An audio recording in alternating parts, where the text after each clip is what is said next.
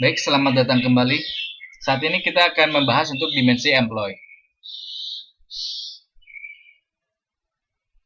Sebagaimana yang telah kita lakukan di dimensi klien, di sini kita sudah mempunyai database connection. Apabila belum dipunyai, maka buat untuk database connection yang baru, seperti yang telah kita lakukan di pertemuan sebelumnya. Untuk dimensi employee ini tidak jauh berbeda dengan dimensi di klien.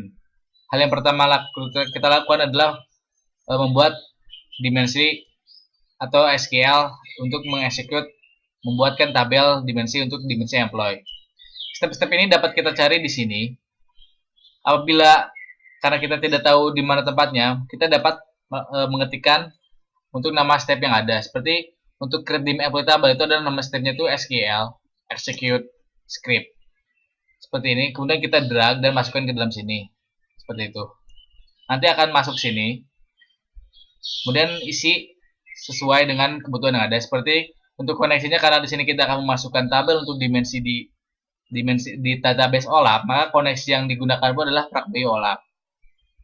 Kemudian untuk yang pertama itu drop tabel efektif dimensi employee. Karena apabila sudah ada tabel dimensi employee, maka tabel tersebut harus di drop terlebih dahulu agar tidak terjadi band drop dan lain sebagainya seperti itu. Kemudian setelah di drop, maka kita akan buatkan tabel dimensi yang baru sesuai dengan kebutuhan yang kita butuhkan. Di sini tabel dimensi, kemudian di sini ada SK employee, itu integer, employee ID integer 11, kemudian first name, last name, dan selanjutnya.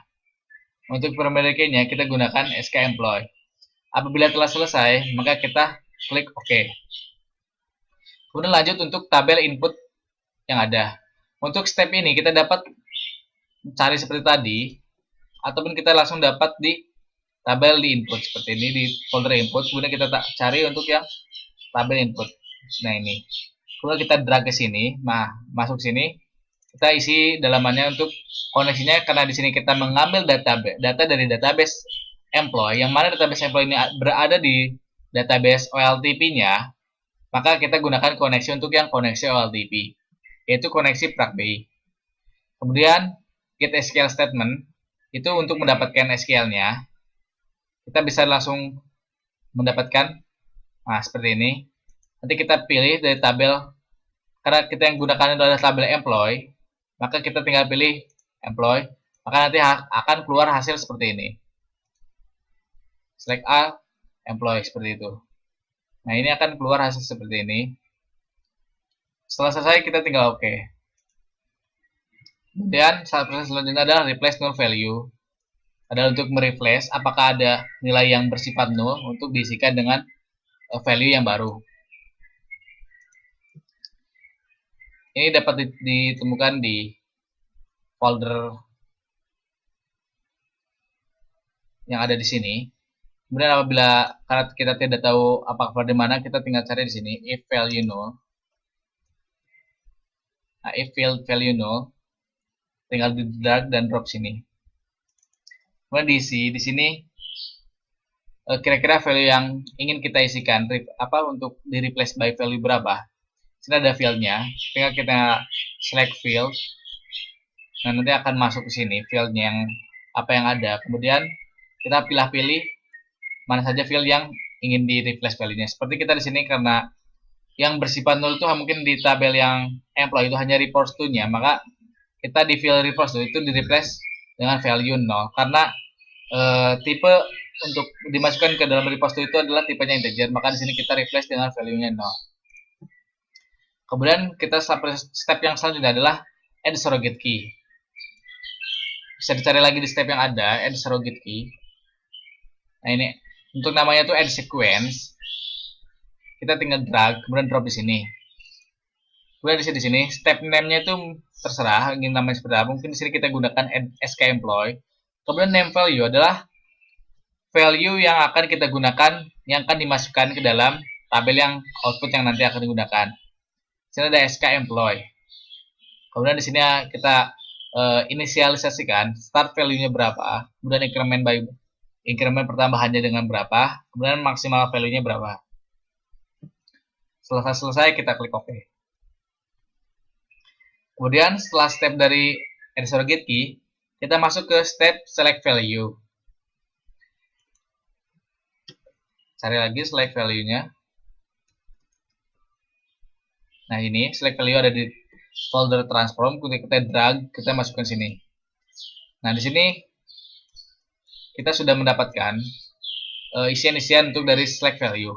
Jika tidak mempunyai isian, misalkan di sini report-nya tidak ada, kita masuk ke get field, kemudian add new, maka report itu akan masuk. Ataupun jika misalkan semuanya ini tidak ada, kita delete dulu seperti ini, kemudian kita ingin memasukkannya agar tidak usah mencari satu-satu atau mengetikkan satu-satu, kita tinggal klik get field to select, maka semua hasil tadi itu akan diselect dan dimasukkan di sini, dan tinggal kita pilih apakah ada yang tidak kita butuhkan, tinggal kita delete dan selanjutnya seperti itu. Setelah selesai, kita masuk ke step untuk blok step until this finish. Nah, ini ada di folder flow, tinggal kita drag kemudian drop di sini. Ini adalah proses untuk memblok suatu proses, seperti di sini proses dari select value yang akan dilanjutkan ke tabel output dim employee. Itu harus menunggu create dim employee tabel selesai terlebih dahulu, kemudian dapat dilanjutkan ke tabel outputnya yang dilakukan oleh tab blok di step. Seperti dapat lihat ini namanya, kita dapat isikan nama di sini blok di step until ini namanya. Kemudian what this following step itu adalah step yang harus diperhatikan apakah step tersebut telah selesai atau belum, seperti itu. Karena di sini ada execute SQL script yaitu ini menunggu proses ini selesai terlebih dahulu, kemudian dapat melanjutkan ke proses selanjutnya. Kemudian kita klik OK. Nah, di sini ada generate row terlebih dahulu untuk memasukkan default nilai seperti itu. Untuk dan tipenya di sini ada SQL employee tipenya integer, employee ID tipenya integer. Ini value-nya 0, kemudian ini NA untuk defaultnya seperti itu. Dan selanjutnya sesuaikan dengan tipe yang kita butuhkan di dalam database yang akan kita gunakan seperti itu. Kemudian di sini setelah selesai semua, maka masuk ke tabel output untuk dimasukkan ke dalam tabel database OLAP yang akan kita buatkan. Di sini step name-nya kita bisa memasukkan, misalkan karena di sini kita dimensi OLAP, dimensi employee OLAP, maka kita memasukkan namanya tabel output dim employee OLAP. Kemudian connection tipe yang kita butuhkan adalah prac by OLAP, karena di sini kita akan memasukkan database untuk database OLAP-nya. Nah, kita butuhkan koneksi untuk koneksi OLAP-nya. Untuk target tabelnya, karena di sini kita membuatkan dimensi employee, maka target tabelnya pun dimensi employee. Nah, di sini kenapa ini kosong? Karena di sini kita sudah dapatkan value-value dari tadi select value yang ada. Oleh karena itu, di sini dapat kita masukkan ataupun tidak. Kalau kita masukkan pun tidak masalah. Tapi karena agar menghemat waktu, kita tidak perlu memasukkannya karena di sini kita telah memasukkan atau men-select value-value yang kita butuhkan seperti itu. Nah, apabila telah selesai, semuanya diinisialisasi dan semua disetting, kita klik OK, kemudian kita coba jalankan.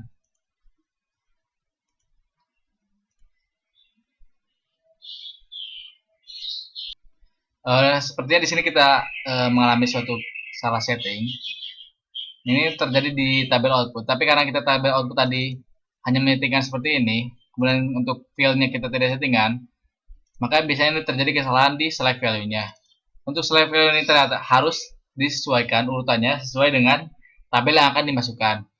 Karena tadi SK employee yang pertama, kemudian employee ID dan seterusnya, kemudian yang report to ini ternyata ada di urutan terakhir. Oleh karena itu kita move ke bawah untuk move down.